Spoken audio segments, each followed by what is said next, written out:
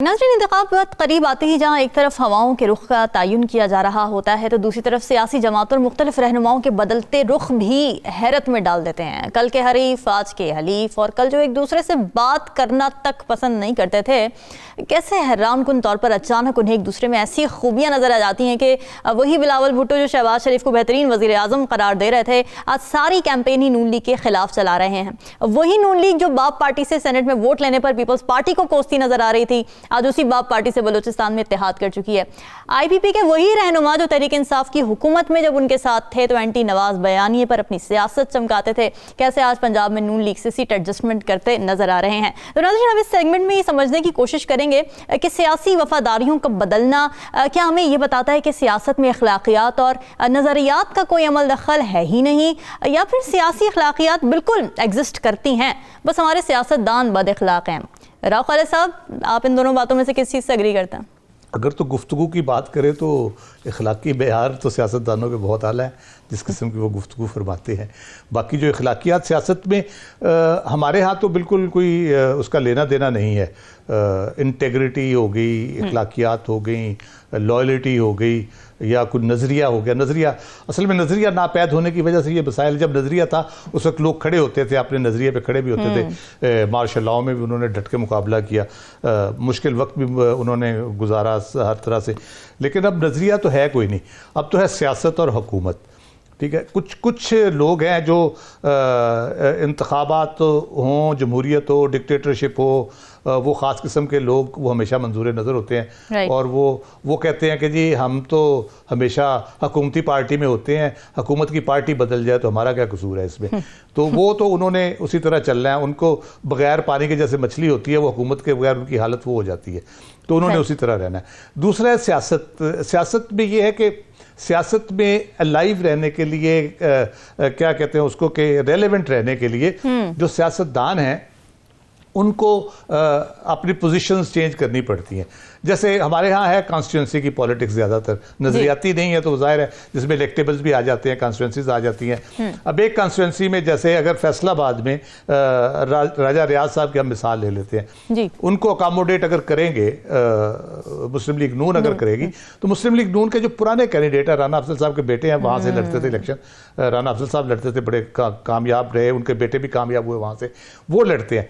अब उनको अगर टिकट नहीं मिलती तो उन्होंने अपनी सियासत तो तरक नहीं कर देनी, या तो पार्टी उनको कहेगी सेनेट में आ जाएं, या वो अपने तौर पे फैसला करेंगे कि नहीं यहाँ से पीपल्स पार्टी का कैंडिडेट नहीं है या पीटीआई कैंडिडेट नहीं है, तो उसके चांसेस ज़्यादा, तो मैं उस टिकट पे चला जाता हूँ। तो वो अपनी पोजीशन चेंज कर लेते हैं। ये अंडर कंपल्शन होती है, इसमें नज़रिया या डिसलायल होना, लायल होना, वो क्या कहते हैं कि लोटा होना, वो उस तरह से ये नहीं आता। अच्छा। तो ये उस किस्म की कैटेगरी में लोग आ जाते हैं।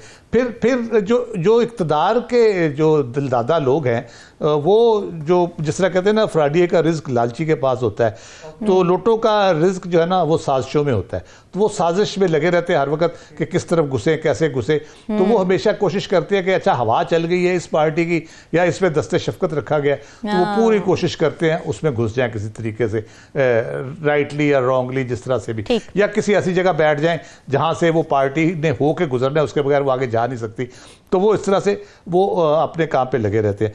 तो ये कहना कि कोई अखलाकियात या वो मेयार, कोई सियासत का मेयार या वो अगर होता, तो उसमें पॉलिटिकल पार्टीज जो है ना वो बड़ा इंटेग्रल पार्ट है, बेसिक कह ले के एक हिस्सा है हमारे डेमोक्रेटिक इंफ्रास्ट्रक्चर का।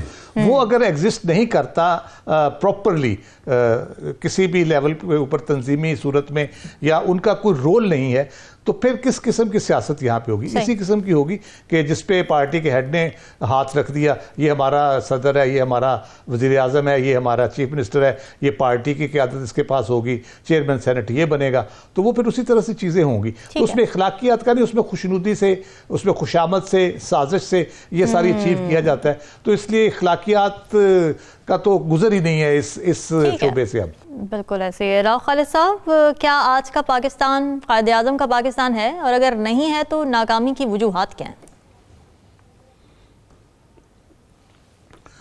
देखिए, कायद का पाकिस्तान तो पहले 2-3 सालों में कहीं खो गया था, जिस सूरत हाल से हम दो चार हुए और उसके बाद जिस तरह से हम लेके चले। मुसलमानों के लिए एक अलग रियासत का ख्वाब उन्होंने देखा, अल्लामा इकबाल, और उन्होंने फिर उन्होंने अमली शक्ल कायद आज़म ने अपनी कोशिशों से उसको बनाया। मुसलमान ने ये जब इस्तिस्वाब हुआ, इलेक्शन हुआ, उसमें अपने मुल्क के लिए वोट दिया, मुल्क बना। उसके बाद जो मुसलमानों के लिए मुल्क बना था, तो वो देख लें इंसानों के रहने की जगह है, जमहूर के लिए मुल्क है, जमहूरियत के लिए है। हम जितने भी इंडिकेटर्स देखते हैं तो मायूसी होती है देख के कि हम कहाँ पहुँच चुके हैं और यहाँ से वापसी का सफ़र होगा कि नहीं होगा। अगर इसी रास्ते पे चलते रहे तो मेरा नहीं ख्याल हम कायदे आज़म के तो उस सफ़र से तो हम कोई 70 साल आगे निकल गए हैं तो किसी और तरफ, उस तरफ हमें वापसी कितने सालों में हम करते हैं नहीं करते। जो तकसीम हमारे माशरे में है वो आपको बताती है कि इत्तेहाद का सबक कहाँ गया, लिसानी बुनियादों पे, फ़िरक़ों की बुनियाद पे, इलाके की बुनियाद पे, सूबे की बुनियाद पर, ज़ात, महल्ले, गली की उसकी बुनियाद पे हम उस तकसीम। यकीन मुहकम ये है कि मस्जिद में गिलास भी आपने उससे जंजीर से बांधे होते हैं, इतना यकीन मुहकम है हमें लोगों पे कि वो गिलास भी नहीं छोड़ेंगे। तो और तंजीम का आप मुनज़्ज़म हम इतने हैं, सड़क पे ट्रैफिक देख लें आप, किसी जगह पे भी पार्किंग देख लें, ट्रैफिक देख लें, उससे आपको पता चल जाएगा हम कितने मुनज़्ज़म लोग हैं। तो मसला ये कि यहाँ एरिस्टोक्रेट, ब्यूरोक्रेट, डिक्टेटर, सियासी और फ़ौजी वो रहे, लेकिन जो डेमोक्रेट वो नहीं आ सके। अब इनका जो कायदे आज़म के जो जानशीन है, जो उनके नक्शे कदम पे चलने वाले, वो वकील थे और सियासतदान थे।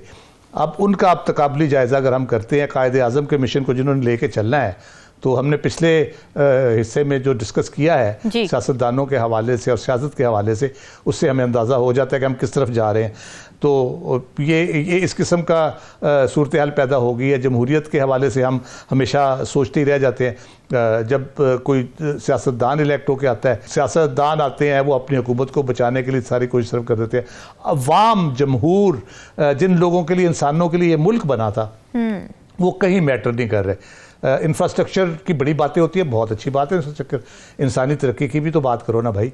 अगर इंसान तरक्की नहीं करेगा, इंसान इस काबिल नहीं होगा उस इंफ्रास्ट्रक्चर को इस्तेमाल कर सके, उन फैक्ट्रियों को चला सके, उस माशरे की तश्कील बेहतर तरीके से कर सके, वेल एजुकेटेड हो, वेल ग्रूम्ड हो, तो उसके बगैर ये कैसे सोसाइटी चलेगी? उस पर तो हमारी कोई तवज्जो ही नहीं है। हमारा रीढ़ की हड्डी है ज़राअत, उसका हमने क्या हशर कर दिया? हम गंदम इंपोर्ट कर रहे हैं, बड़े अनफॉर्चुनेट इंडिकेटर्स हैं। आप अपना आटा दाल पूरी नहीं हम कर सकते। तो ये आप उससे आप अंदाज़ा लगा सकते हैं कि हम कायदे आज़म के मुल्क को कहाँ ले गए हैं और क्या वापसी की कुछ सूरत होगी। मायूस तो नहीं होना चाहिए। अल्लाह ताला ये बनाया, रमज़ान शरीफ में बनाया और बड़ी मेहनत से बनाया, वापस भी आएगा, लेकिन फ़िलहाल कोई उम्मीद बहुत नज़र नहीं आती। अब्दुल्ला साहब, आपका कमेंट।